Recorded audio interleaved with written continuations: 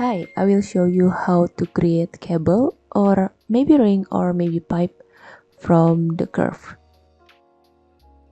Thank you so much for being here. It will truly mean the world to me if you hit that subscribe button. Thank you. First, Shift A and choose curve. I will choose Bezier.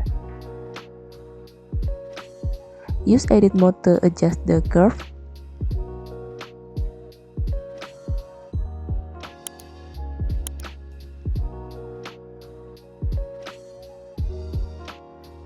On the data side here, go down to the geometry and then you find bevel.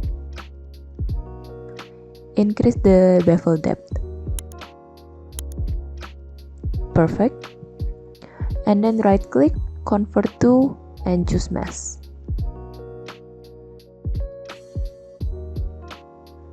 We are not done yet.